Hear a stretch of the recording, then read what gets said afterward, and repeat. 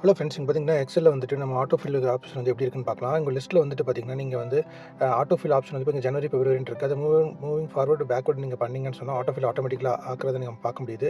இது வந்து நம்ம ஓனாக கஸ்டமைஸ் பண்ணி நம்மளுடைய லிஸ்ட்டை வந்து இதில் கொண்டு வர முடியுமா அப்படின்னா கூட நம்ம பண்ணலாம். இது வந்து பார்த்தீங்கன்னா பேக்வர்ட், ஃபார்வர்ட் எது பண்ணாலும் அதுக்கு தகுந்த மாதிரி இந்த ஆட்டோமேட்டிக் ஃபில் லிஸ்ட் வந்து உங்களுக்கு ஃபில் ஆகுது எக்ஸலில். இப்போ எங்கிட்ட வந்து பார்த்தீங்கன்னா ஒரு ஆப்பிள், பனானா, ஆரஞ்ச், மேங்கோ அப்படின்னு சொல்லிட்டு ஒரு லிஸ்ட் இருக்குது. அதை வந்து நம்ம எப்படி வந்து இந்த லிஸ்ட்டில் கொண்டு வர முடியுது அப்படிங்கிற நம்ம பார்க்கலாம். அதுக்கு வந்து நீங்கள் என்ன பண்ணணும் அப்படின்னா, மேலே வந்து கஸ்டமைஸ் அப்படிங்கிற ஆப்ஷன் கிளிக் பண்ணுங்கள். கஸ்டமைஸ் ரிப்பன் ஆப்ஷன் கிளிக் பண்ணுங்கள். அதுக்கப்புறம் அட்வான்ஸ் ஆப்ஷனுக்கு போங்க. அப்புறம் ட்ராக் பண்ணுங்கள் கீழே. அங்கே போய்ட்டு எடிட் கஸ்டம் லிஸ்ட்டுங்கிற ஆப்ஷன் கிளிக் பண்ணுங்கள். அதுக்கப்புறம் வந்து ஆட் அப்படி கிளிக் பண்ணுங்கள். கிளிக் பண்ணிட்டு உங்களுடைய டேட்டா வந்து செலக்ட் பண்ணுங்கள்.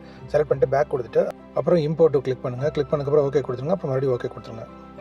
இப்போ வந்து பார்த்தீங்கன்னா உங்களுடைய கஸ்டம் லிஸ்ட் வந்து நீங்கள் கிரியேட் பண்ணிட்டீங்க.